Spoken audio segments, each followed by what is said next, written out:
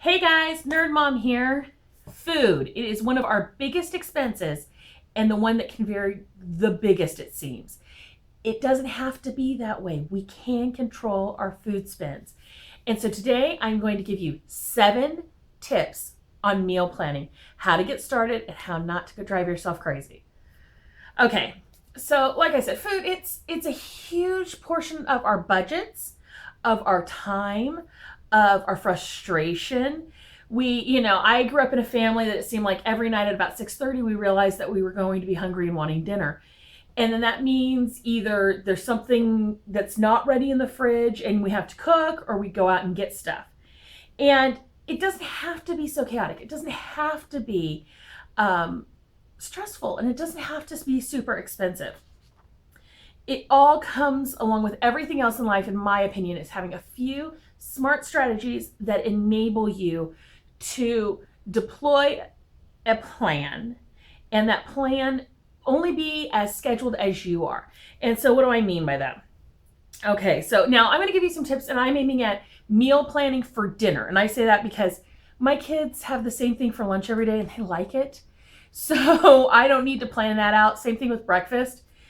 So for us for dinner, basically the first thing I recommend you do, and this will keep all the complaining, all the, we're having that.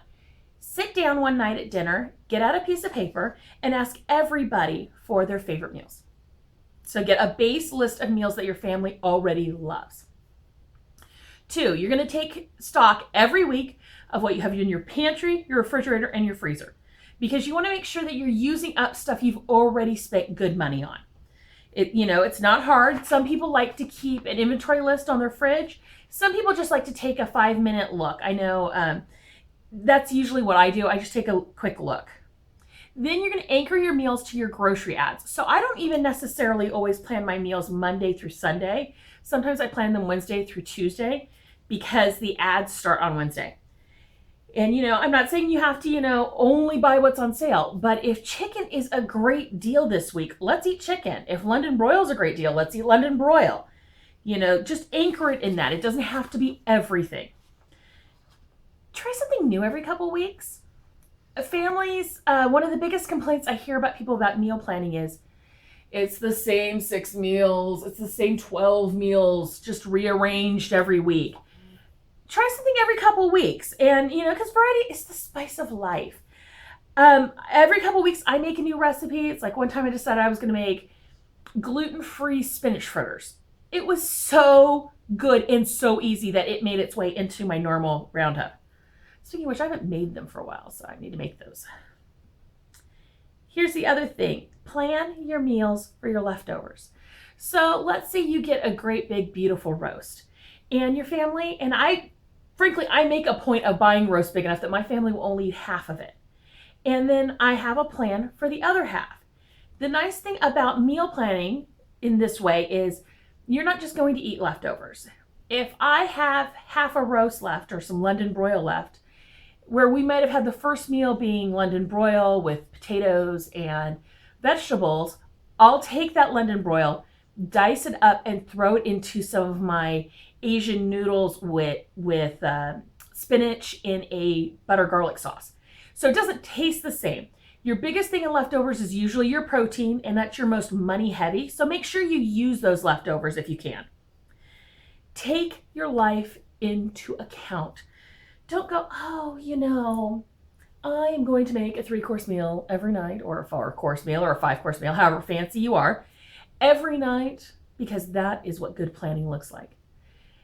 And then you're not home till 6 o'clock. Or you're not, I tend to make stuff on busy days that is really prepped up day before. Or I prep in the afternoon for something for dinner. Take your life into account. There is nothing wrong with saying, that night I have 5 things that day and I'm going to have 20 minutes to cook. So I'm going to be pulling chicken out of the freezer. I'm going to be pulling, using my rice cooker. And so it's just rice and chicken. It doesn't matter what you're having as long as you have a plan. And plan for your life. Because this is a tool to help you, not to hinder you. My last point is it's okay to plan and eat out or order in night. Here in the Nerd family, we like to take a very lazy form on weekends. And now that we're in a new church, it's changing again. So Saturday nights, we tend to we usually bring in food. We don't want to go anywhere. We bring in food, and it's just written often on my day planner, or that day's left blank, and I'll make a decision based on leftovers partway through the week. That's okay. Make a plan. The biggest thing you're trying to avoid is the 6 o'clock, I have no idea what we're eating for dinner tonight situation. That brings stress and quabbling and all kinds of issues in your life, in your marriage. It's not fun. And my husband very early said, okay, he doesn't mind cooking. He doesn't mind doing any of this. But my job as the stay-at-home wife, work-at-home wife, whatever you want to call it, is to have a plan for our dinners. That plan may be you're cooking or you're picking up Taco Bell, but he'd like me to have a plan for our dinners. So I plan every night of the week except for Saturday, and he gets a weigh in on that. And that's how we've always done it. Now, what do I plan on? You can pick up things like this. I think this was $1 from Michael's, and it has a magnet on the back. You can flop it on the fridge and put your meal planner in there. What I really use is I use a section of my day planner. So you can see Saturday's empty. I'll discuss that with Jeremy later, but here's my plan for the week.